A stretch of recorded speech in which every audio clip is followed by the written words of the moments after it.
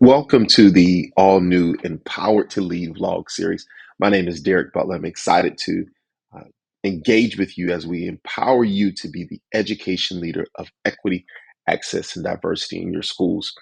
Over the last few years, we've dedicated this virtual and vlog professional learning space to fostering excellence in innovation and equity and leadership. We produced the Closing Gaps by Opening Spaces vlog series, where we first discussed the leader mind shift in this work, developing a growth mindset. Then we produced the Leader Fit vlog series, where we discussed the practical leader moves to prioritize the work and work on the work, really developing those leadership muscles. Well, in this new vlog series, we will embark upon a journey of introspection, reflection, and empower you to engage in the practice of self awareness. In short, my goal really is to challenge you to be a leader that is metacognitive because effective leadership begins from within. So, if you're ready to examine your thinking, your learning, and engage as a reflective practitioner about your role in leading equity, access, and diversity, then let's jump right into our conversation. We're on the air.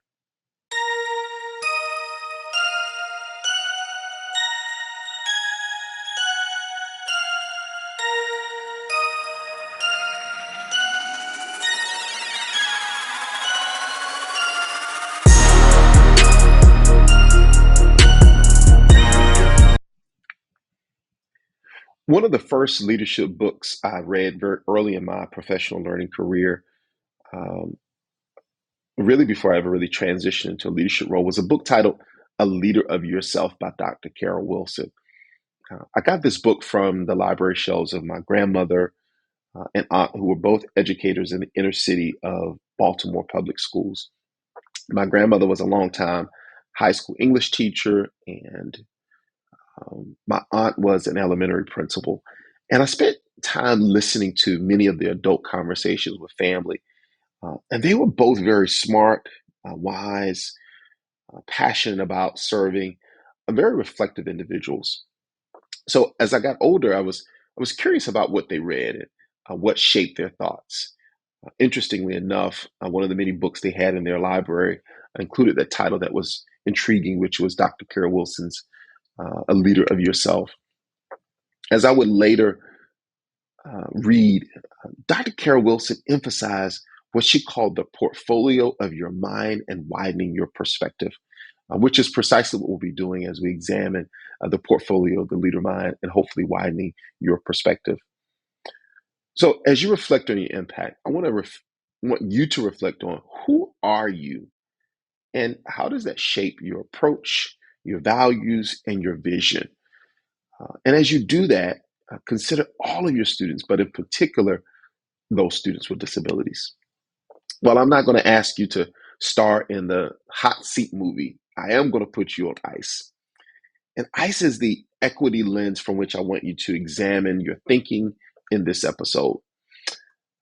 And in this episode, I'll invite you to examine your thinking about innovating the teaching and learning of some of our most marginalized and undeserved students in classrooms.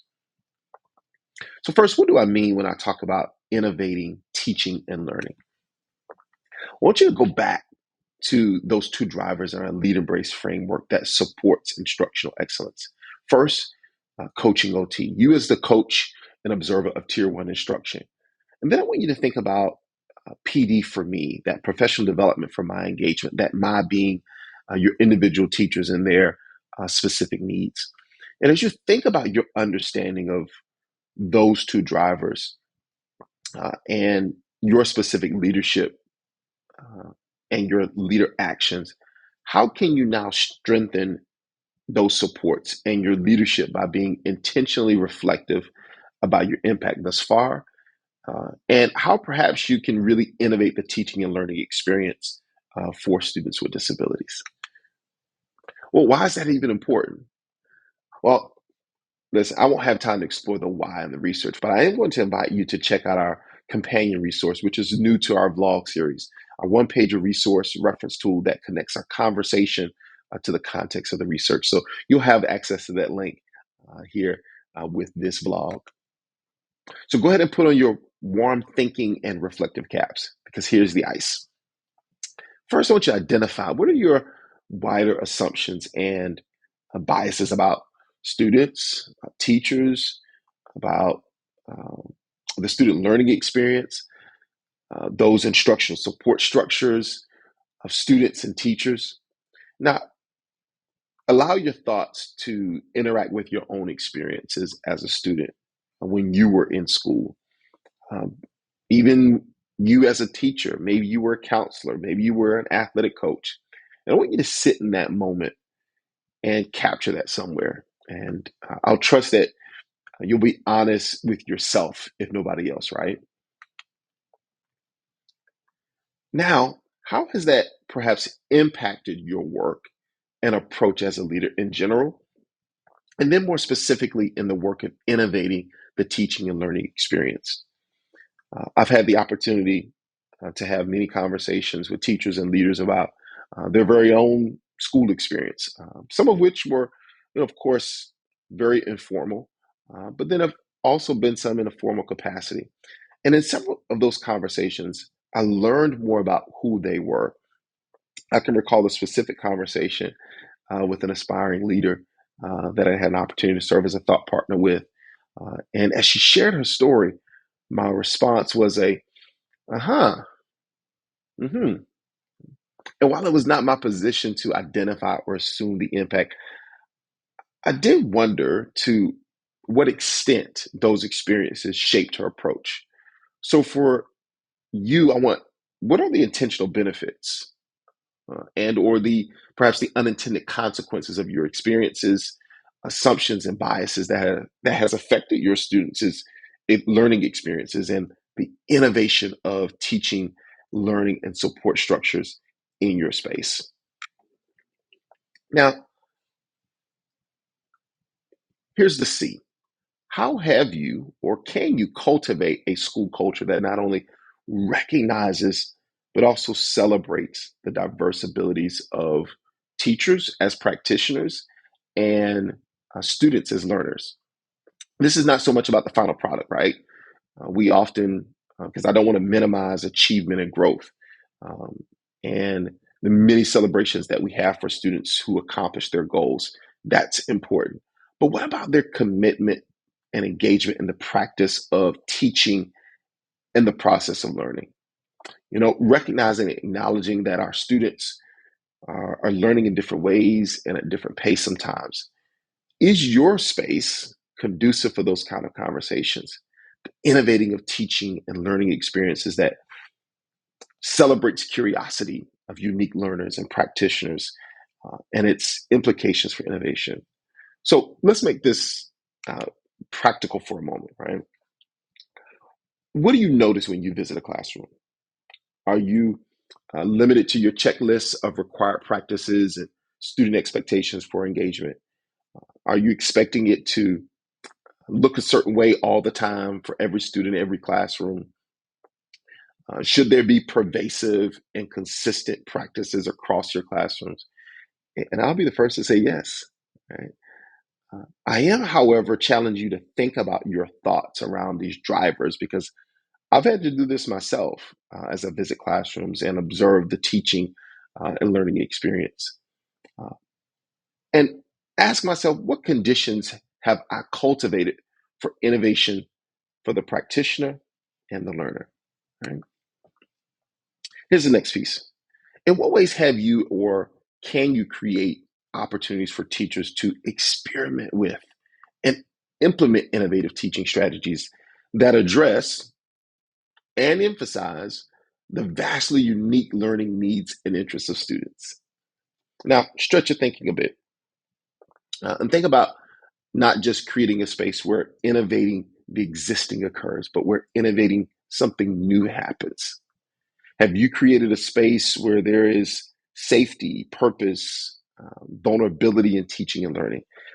Have you created the opportunities and permission for teachers to engage in professional development that doesn't look like your typical professional development, right? I can recall several years ago as a principal, one of my teachers came to me and requested to attend a professional learning workshop. And I thought I was pretty flexible and receptive. Uh, and uh, but it was something about this conference that I wasn't sure about. It was probably, okay, no, it wasn't probably.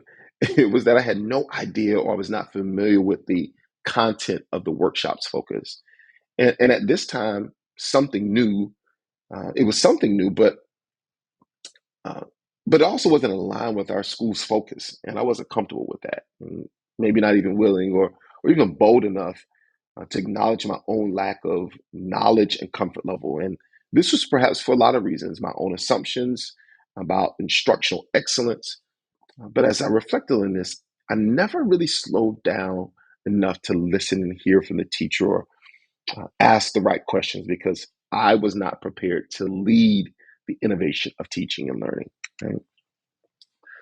Here's the next piece. What barriers exist within your school that may hinder the innovation of the teaching and learning professional development experiences?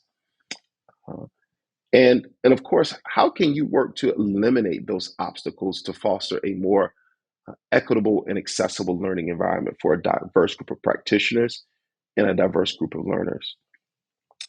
Maybe you don't need to eliminate. Maybe you need to, or maybe there's an opportunity for you to expand some things that are happening to be inclusive of more teachers innovating, being more inclusive of students who have access to teachers and learning experiences that are innovative and meeting the needs and interests of students, and also meeting the needs of the future, right?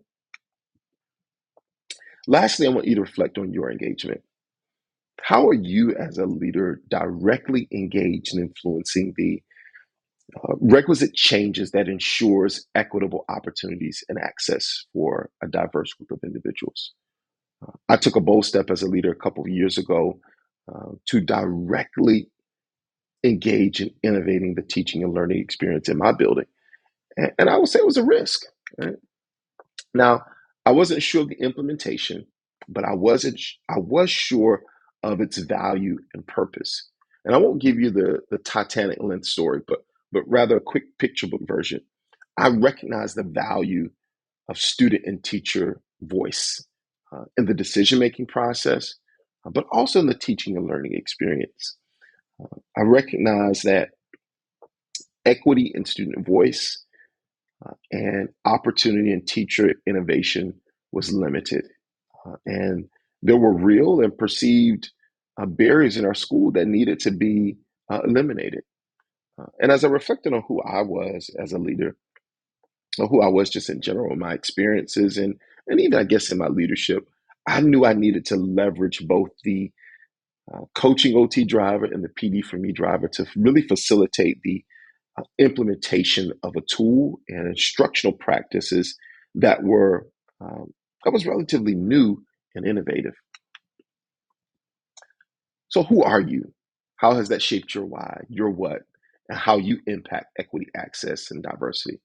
You know, to pause for a moment to engage in intentional reflective practices around this work is essential. If you reflect at the end of the day, journal at the end of the week, I encourage you to continue taking a few moments to self reflect because it matters. Remember, the more reflective you are, the more effective you are. Listen, thank you for joining me and for being a thought partner as we reflect and deepen our learning of how we are uniquely positioned and empowered to lead the work of equity, access, and diversity.